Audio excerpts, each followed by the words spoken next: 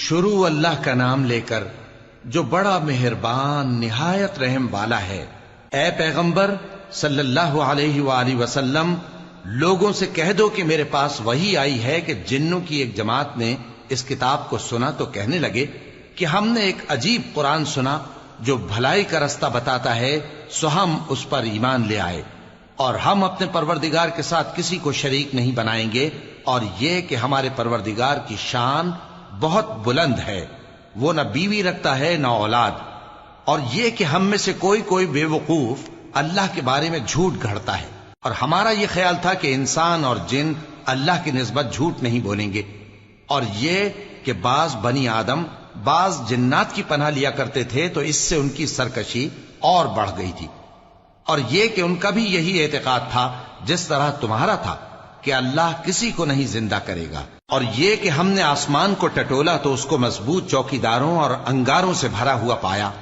اور یہ کہ پہلے ہم وہاں بہت سے مقامات پر فرشتوں کی باتیں سننے کے لیے بیٹھا کرتے تھے، اب کوئی سننا چاہے تو اپنے لیے انگارہ تیار پاتا ہے، اور یہ کہ ہمیں معلوم نہیں کہ اس سے اہل زمین کے ساتھ برائی مقصود ہے یا ان کے پروردگار نے ان کی بھلائی کا ارادہ فرمایا ہے، اور یہ کہ ہم میں بعض نیک ہیں اور بعض دوسری طرح کے، ہمارے کئی طرح کے مذہب ہیں، اور یہ کہ ہم نے سمجھ لیا ہے کہ ہم زمین میں خواہ کہیں ہوں اللہ کو ہرا نہیں سکتے اور نہ بھاگ کر اس کو تھکا سکتے ہیں، اور جب ہم نے ہدایت کی کتاب سنی اس پر ایمان لے آئے، سو جو شخص اپنے پروردگار پر ایمان لاتا ہے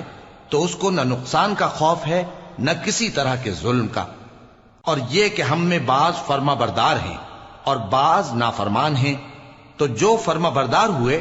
وہ سیدھے رستے پر چلے، اور جو نافرمان ہوئے وہ دوزخ کا ایندھن بنے۔ اور اے پیغمبر صلی اللہ علیہ وآلہ وسلم، یہ بھی ان سے کہہ دو کہ اگر یہ لوگ سیدھے رستے پر رہتے تو ہم ان کے پینے کو بہت سا پانی دیتے تاکہ اس سے ان کی آزمائش کریں، اور جو شخص اپنے پروردگار کی یاد سے منہ پھیرے گا وہ اس کو سخت عذاب میں داخل کرے گا، اور یہ کہ مسجدیں خاص اللہ کی ہیں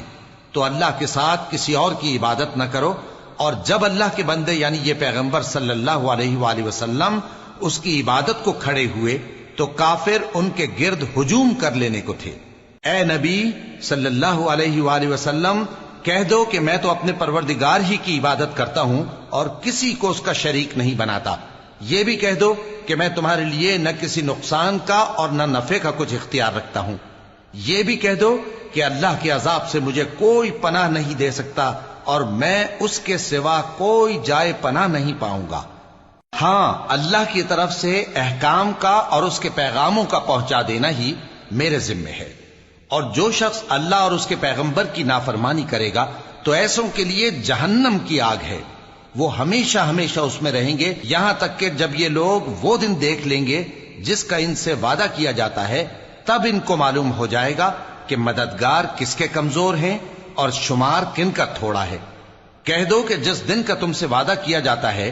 میں نہیں جانتا کہ وہ عنقریب آنے والا ہے یا میرے پروردگار نے اس کی مدت دراز کر دی ہے، وہی غیب کا جاننے والا ہے، سو کسی پر اپنے غیب کو ظاہر نہیں کرتا، ہاں جس پیغمبر کو پسند فرمائے اور اس کو غیب کی باتیں بتا دے